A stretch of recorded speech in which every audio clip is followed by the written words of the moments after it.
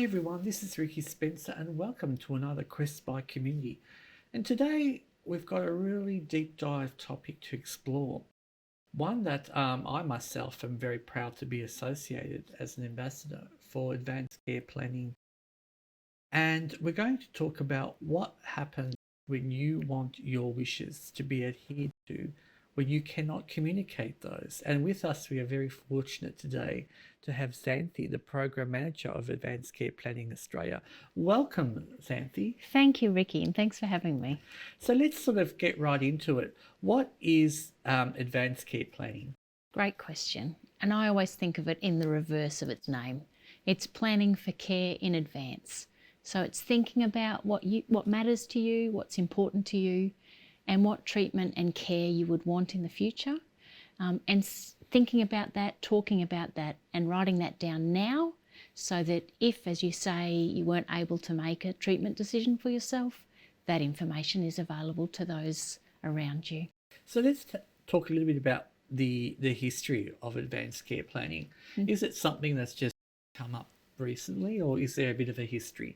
Advanced care planning's been in Australia for about 20 years.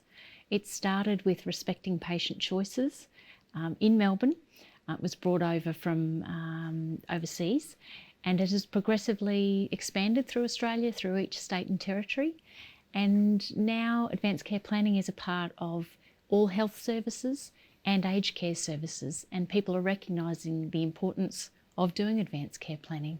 Because sadly, as we know, all of us do have a finite time on this earth.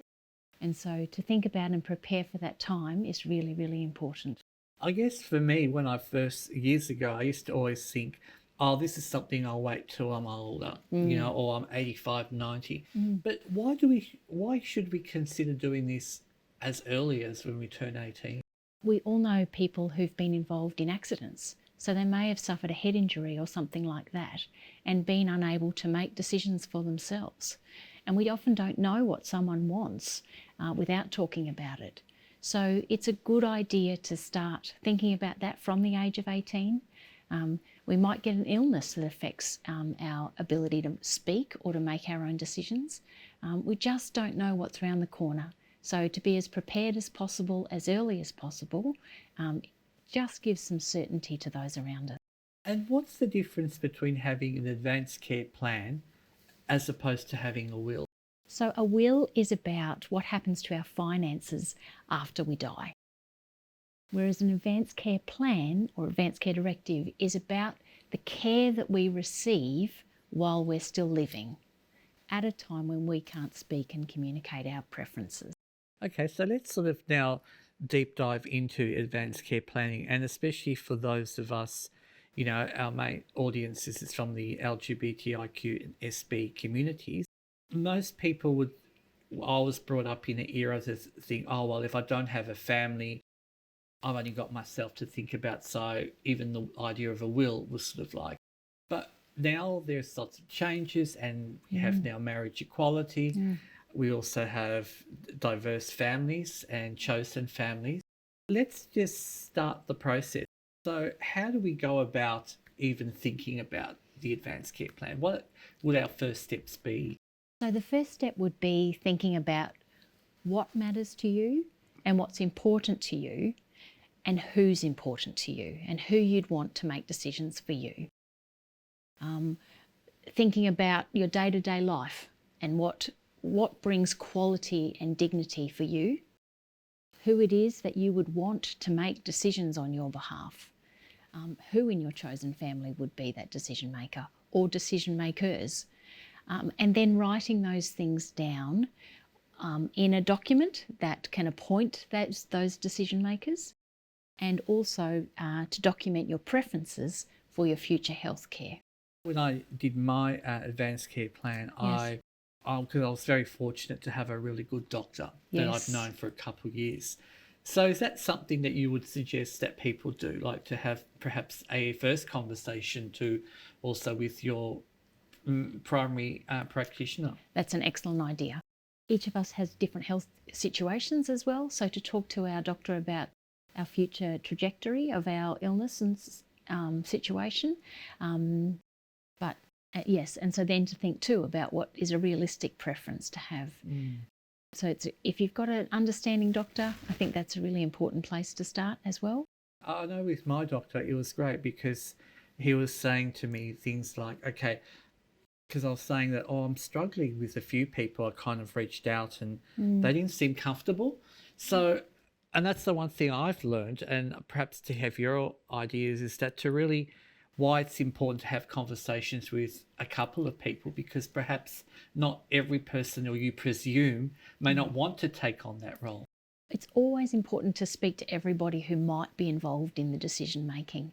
What you don't want is conflict around you at a time when you can't express your preferences.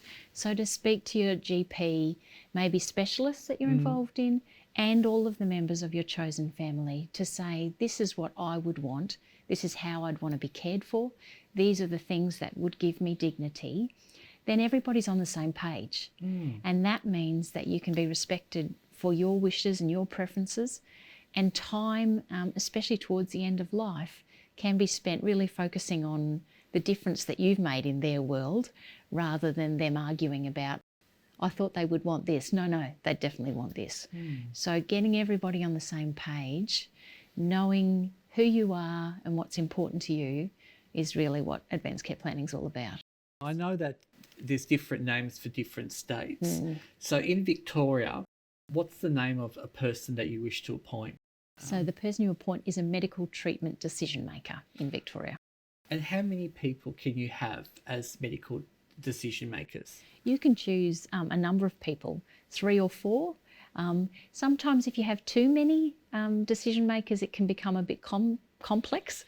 As long as everybody's in agreement and understands what your wishes and preferences are, it's fine, because everybody's on the same page, as I said. And we do have different people in our lives at different points that we would want involved in making our decisions, and perhaps they know different parts of us. And so we want all of them to be involved in making those decisions. And for our community, we celebrate diversity and different forms of relationships. And one of the questions that that I get asked sometimes, and we can maybe have your clarity, is what about those from community who are in, say, polyamorous relationships? How does that work into appointing? Is that possible? Yes, you can appoint, as we said, a number of people. So if you had a number of partners, you could appoint all of those partners.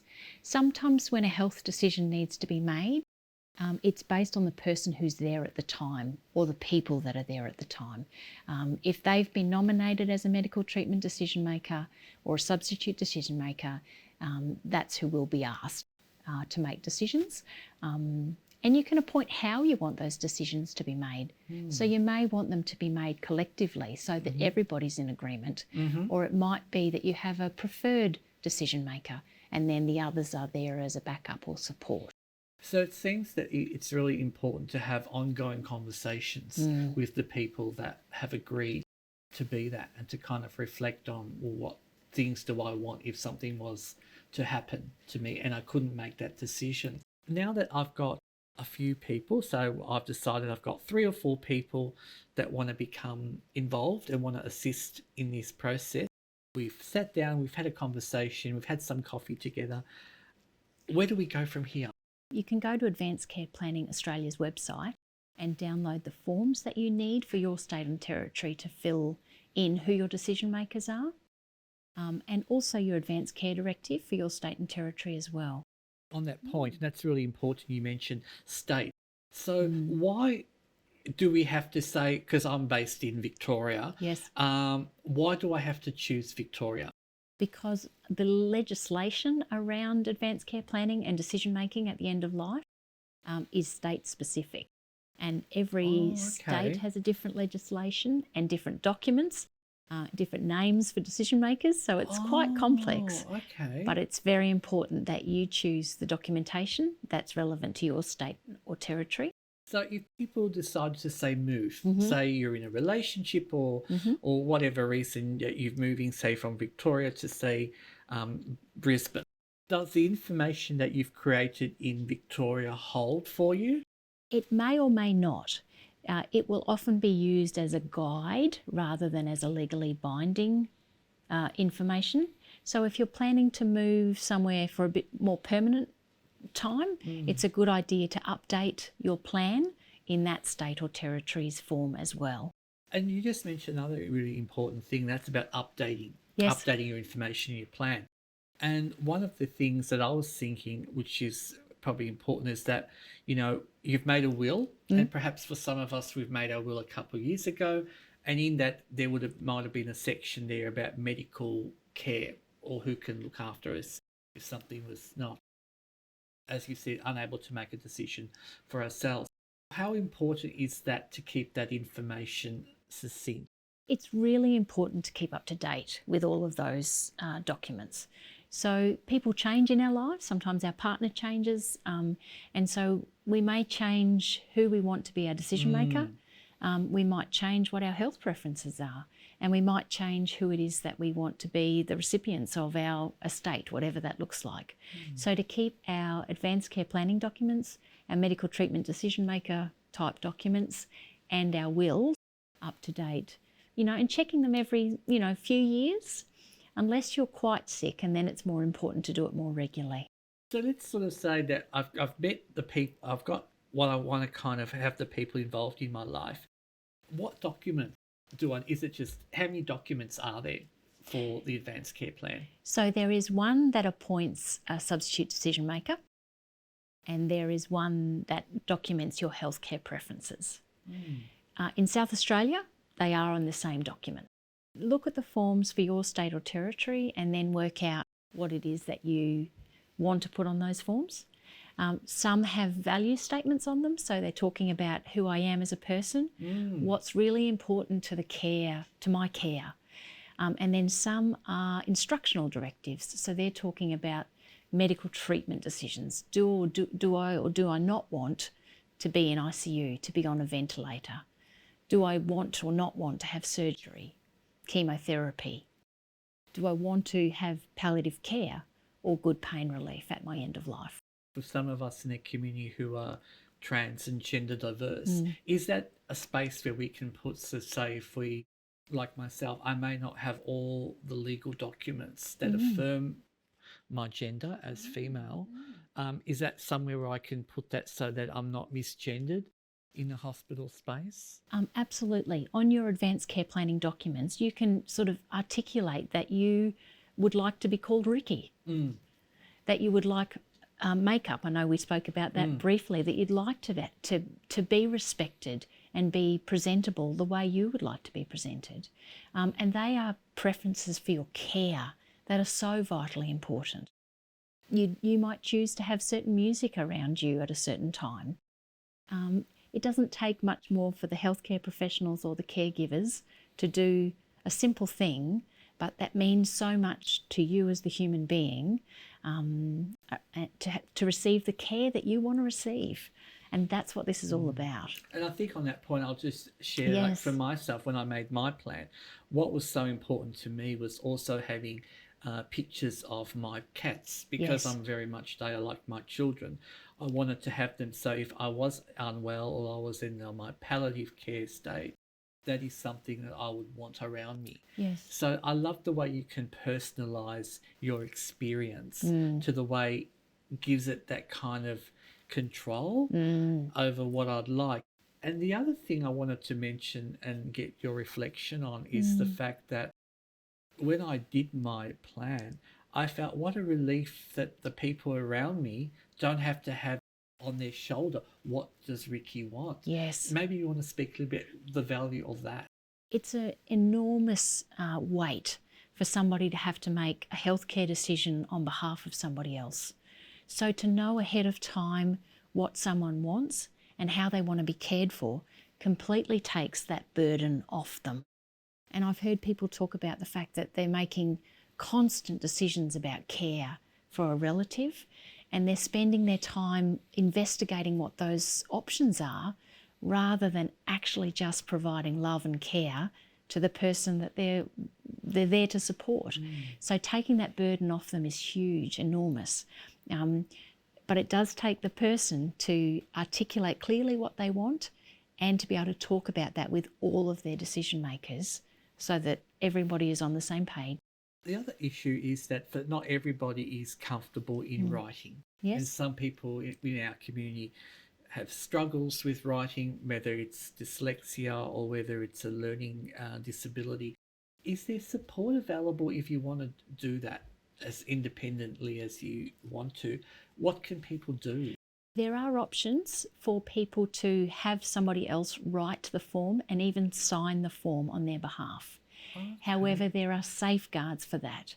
So when the form is being witnessed, and the forms do require witnessing, that the person is stating that person X clearly articulated that they wanted person Y to write their form for them and sign on their behalf, so that they're aware that person X was not being coerced in any way, that it was truly their wishes, their preferences that were being documented, not person Y's preferences. And that's really interesting. Well, it's a great point, because I noticed it on the form too.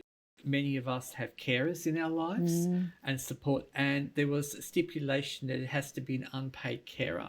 Is that one of the reasons why it's like it can't be like your NDIS worker?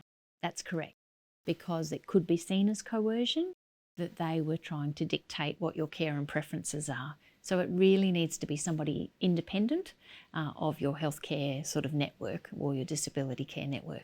So there's two forms. One is your directive.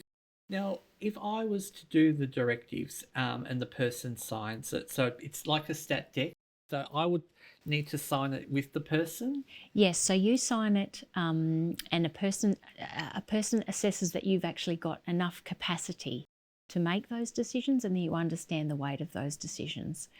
So that's a person who witnesses that form. And in some states and territories too, there's a second witness. Each state and territory has different criteria as well about who can witness the form. Sometimes it is a medical doctor. Sometimes it is a legal representative or a justice of the peace. So check out your forms, check out our website. Those things can tell you who needs to witness. People can phone our phone number and someone will help them through the forms if need be, just talk through where they need to go to next, who they need to get to witness, what types of things even to write on the form. And again, that's not putting words into their mouth, but it's asking a few more questions that just says, Ricki, for you, what's important for people to know about you if they were providing care for you and they'd never met you before? For me, when I've done the form and I sat down with my doctor, and in Victoria, the good thing is that if you do it in the space of your appointment, and I had 2 double bookings. So for anyone that's watching out there, it took 2 double bookings to complete the whole process. And the doctor was able to get another practitioner from the same site to become the official witness. So that took care of that. Once that was done, we made a copy, actual paper copy. Yes. So I kept a copy and the doctor kept a copy, and then every person that was on my decision making process to have a copy. So why is the value of having multiple copies?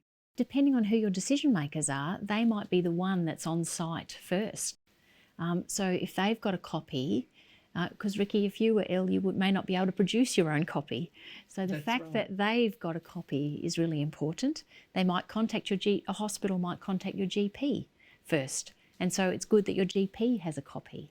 Recognising who needs a copy is important. And then if you update that form, of course, also making sure that you replace those copies to those people. You can store it digitally as well. Yeah, that was my next question. Yeah. So I noticed that when I was with my doctor, he mentioned to me that I can actually upload it to the My Health site. And we know that that's secure. And one of the things that there's sometimes people are asking me is that, oh, Ricki, does that mean Centrelink or some other government department? Can they look and read to see who my people that I've chosen in that? So no, My Health Record is a very secure website and platform. At the moment, only you can upload your advanced care planning document to My Health Record. You can appoint a person to be your nominated representative, so they also can access your My Health record, but that is your decision to decide who else can access your My Health record. And then when it's on My Health record, it's safe and secure under their very strict digital safety measures. And then health professionals can see it if they needed to. So if you were travelling to Brisbane and suddenly, you know, fell over and bumped your head and weren't able to make your own treatment decisions, and perhaps your treatment decision makers weren't around either, at least doctors could go on the site, see who your treatment decision makers are, know what your preferences and wishes are, and then provide care in accordance with your preferences. So it's almost like a virtual travel bag, isn't it? Like your safety net Exactly. that you can take in if you aren't there to make a decision. Now, one of the other things that I wanted to ask you again for clarity is that people said if you are conscious, but yet you have a care plan, will the doctor still ask you, or will they just go straight to the care plan? Well, they should ask you, because while you can still make your own decisions, you are the one making the decisions. It's only when you can't make decisions for yourself that doctors will refer to your advanced care plan or ask your medical treatment decision makers. It does take time. The whole process does take time. And that's why we encourage people to do it in advance. If you have a conversation with somebody, and if I said to, you know, my partner that I didn't want to be resuscitated, they might think, oh, I'm not sure I'm comfortable with that. And so for them to adjust to that and then maybe talk about it again down the track and then talk to the doctor means that it's given everybody some time to accept what your preferences are. So allow yourself that time because it's so important. And I think that adds to the next question about how do we create a space with our nominated people to talk about that. One thing that I'd like to get your opinion on is that when you're approaching people, is it better to kind of give people time to take it in and then come back? I think so. I think to ask people, you know, I'm considering completing some documentation about my future healthcare and I'd like to appoint somebody to be my medical treatment decision maker. That's a big responsibility, so I don't want to throw it on you and land it on you today. But I'd like you to contemplate that because these are some of the preferences that I have, and I would ask my medical treatment decision maker to advocate for me to ensure those things were possible. So are you comfortable being my substitute decision maker? And are you willing to do that? But one thing that I was loving about the website, and are there any kind of video resources or anything that people can watch to help guide them? There are. And some of them are very simple, actually, very clear about ways to start the conversation, perhaps. We've got some conversation starters as well that are a good way to just start thinking about what it is that you want and the reasons why you might want some of those things. So it seems like advanced care plan is nothing to be really frightened of. No. So we've got to dispel that. And you don't have to have a terminal illness. No. So maybe let's dispel that. It's designed to be, again... It's proactive. Proactive. Yes. So we take out insurance for things. We don't actually expect something to go wrong, but we take it out as a bit of a backup plan. And so I like to think of advanced care planning as a bit like that. You're thinking about a possibility of what might happen and preparing for that. And once it's done, you can almost put it aside for a little while and then revisit it again in a year or two, or if your health changes and you actually need to update that. And then you go on living life and living your best life. But it's there as a bit of protection and a bit of a safeguard if something were to change suddenly. And obviously as we get older or we get sicker and our likelihood of approaching our end of life increases, then it's there. We've talked about it, we've perhaps revisited it, and people are more comfortable with the fact that they know what it is that you want. And we're not comfortable about talking about death and dying, and yet we do know it happens to all of us. So talking about how we want to live every day right up to our very end, to our very last, helps, I think, form what our plan incorporates. What's important to us, how we want to be cared for and treated, what treatments we would or wouldn't want, who we want involved in our decision making. I think it just personalises it and makes it about quality of living rather than about... It's quality of living and quality of dying, I think, is probably the important thing. Xanthe, it's been an absolute pleasure having you on Quest by Community. This is Ricki Spencer.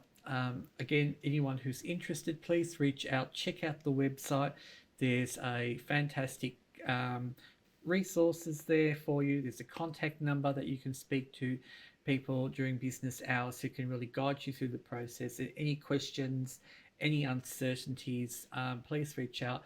There are also ambassadors that are out there as well that you can reach out to. So there's so much resources, nothing to be feared. As just mentioned by Xanthe, planning ahead and living the rest of your life knowing that your wishes are adhered to. Thank you.